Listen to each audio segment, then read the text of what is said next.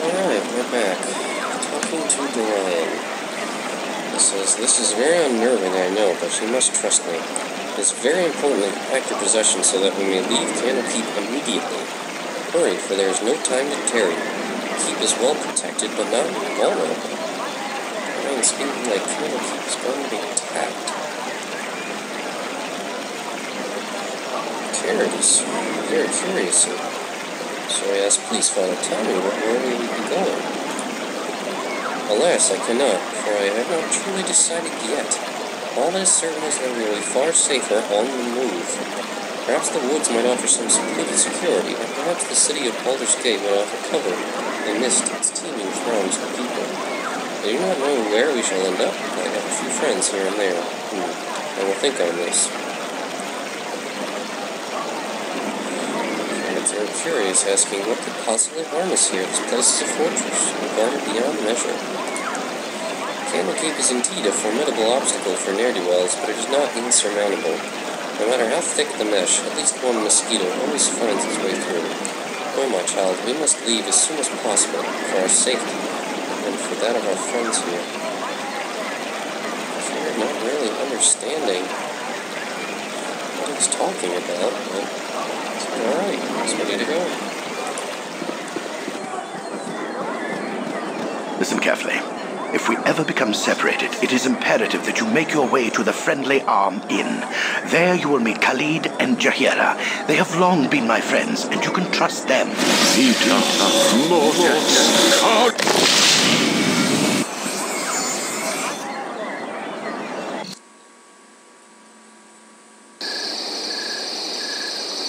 Let's hurry, child. The night can only get worse, so we must find shelter soon. Don't worry. I will explain everything as soon as there is time. Wait, there is something wrong. We are in an ambush. Prepare yourself. You're perceptive for an old man. You know why I'm here. Hand over your ward and no one will be hurt. If you resist, it shall be a waste of your life. You're a fool if you believe I would trust your benevolence. Step aside and you and your lackeys will be unhurt. I'm sorry that you feel that way, old man.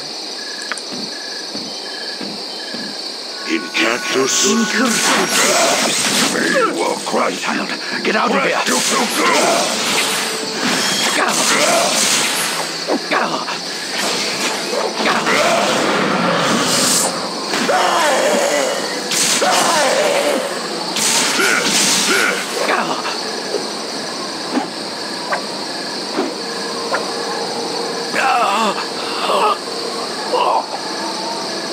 The dawn is especially cruel this morning.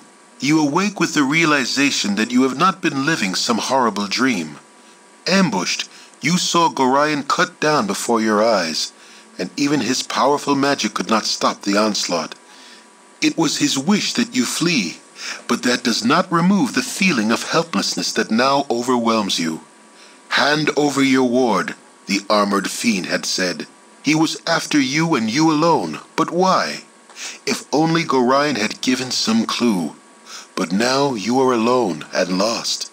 Candlekeep is near, but you will find no quarter there. The readers pay for their serenity with rather draconian entry rules, and without Gorion's influence, their doors will remain closed. You will not last long on your own with your meager equipment. Perhaps you can get some help from the friends Gorion mentioned, the ones at the Friendly Arm.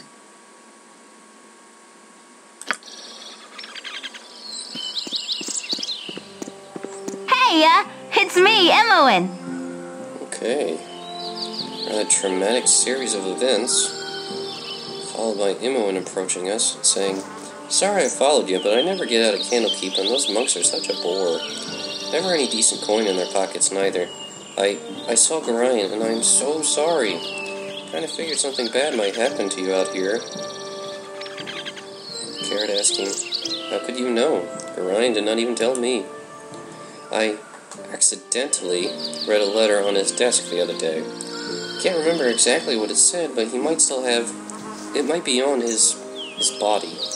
Anyway, I'm not going to let you wander around out here all alone. Never let a friend down, no sir. Stick with you until you say otherwise, I will." So, Imoen joining Kered. Something you need? And proving the fact that she's a true friend by coming with him. You're a queer fellow. And calling us a queer fellow. Wow, she has quite a few healing potions, actually. Kered could use one. She could use one. What is this? Wand of magic missiles. I'll definitely take that. Oil of speed? Oh, Imoen came well equipped.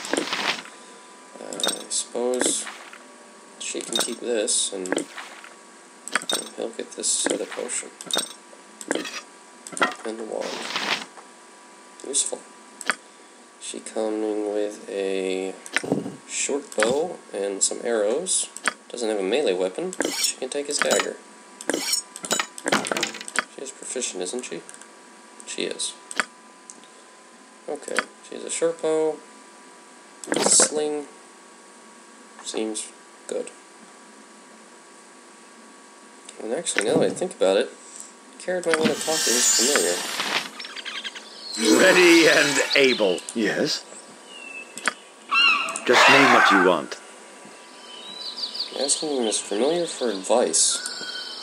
Familiar cranes his neck back and looks up at you with a slightly bewildered expression. You wish to ask me for advice, my lord? Dragon's fear is obvious. You must survive, my lord, it breathes, and its eyes glint red. Survive and avenge Gorion.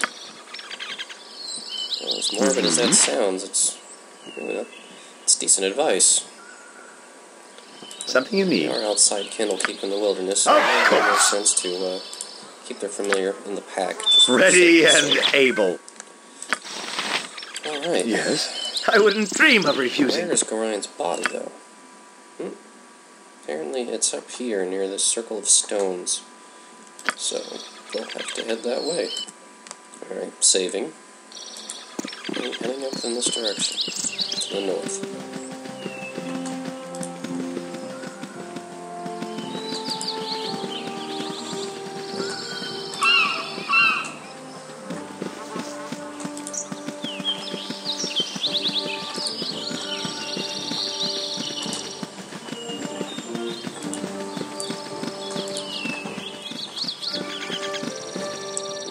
Kered and Imoen coming upon the body of Gorion. Oh, yes! Sighing and wiping away a few tears, he does what he doesn't want to do when he searches his body. Some gold, a dagger, and a scroll. Nearby. What you want? Is that Gorion? Yes, he died saving me from something. Don't you even know what attacked you? Whatever it was, looks like it was vicious.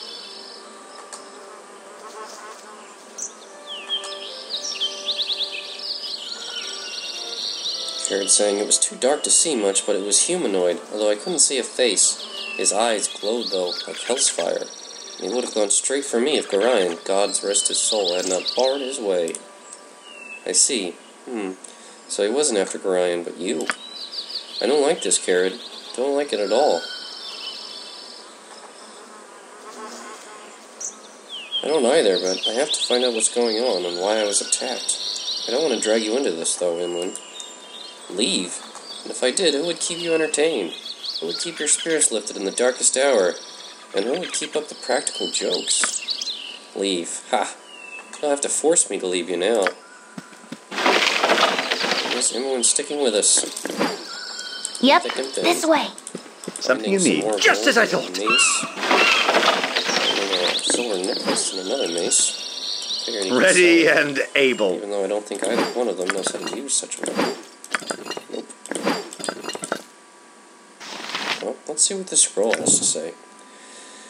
My friend Gorion, please forgive the abruptness with which I now write, but time is short and there is much to be done. What we have long feared may soon come to pass, though not in the manner foretold, and certainly not in the proper time frame. As we both know, forecasting these events has proved increasingly difficult, leaving little option other than a leap of faith. We have done what we can for those in thy care, but the time nears when we must step back and let matters take what course they will. We have, perhaps, been a touch too sheltering to this point. Despite my desire to remain neutral in this matter, I could not in good conscience let events proceed without some measure of warning. The other side will move very soon, and I urge thee to leave Candlekeep this very night, if possible. The darkness may seem equally threatening, but a moving target is much harder to hit, regardless of how sparse the cover. A fighting chance is all that can be asked for at this point. Should anything go awry, do not hesitate to seek aid from travelers along the way. I do not need to remind thee that it is a dangerous land, even without our current concerns, and a party is stronger than an individual in all respects. Should additional assistance be required, I understand that Jahiera and Khalid are currently at the Friendly Arm Inn. They know little of what has passed, but they are ever thy friends, and will no doubt help however they can. Luck be with us all. I'm getting too old for this. Signed, E.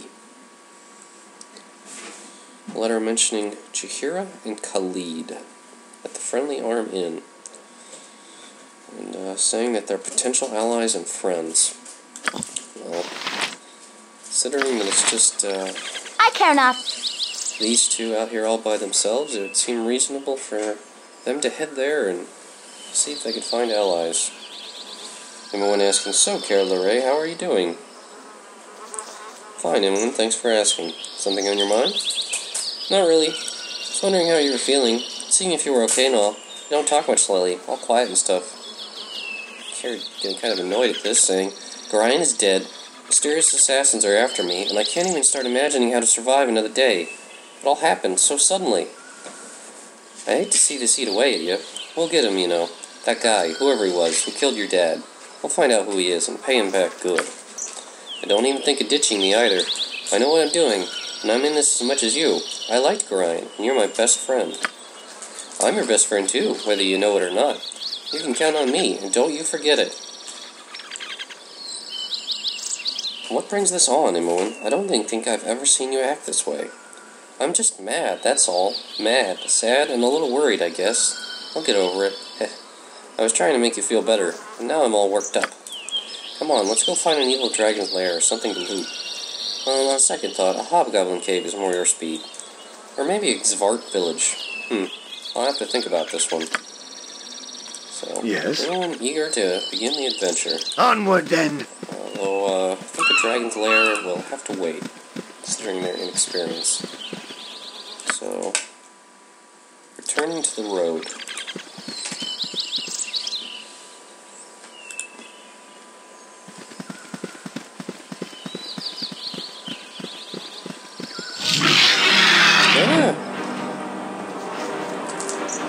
Being attacked by diseased gibberlings. What you want? Well, Kered, this is what you prepared color spray for. He is casting it in the direction of the gibberlings. Yep. While Imoen shoots her bow. I'm gone. Imoen damages, Kered casts his Something you need. only arch spell, and is left with either his weapons or one of magic missiles. Alright, color spray puts 2 of the creatures to sleep. You're a queer fellow. Now I have to fight. 4 against 2 now. Obviously outnumbered. Well, seems like a rather dramatic point to stop, but we will continue again in another video. So, bye for now.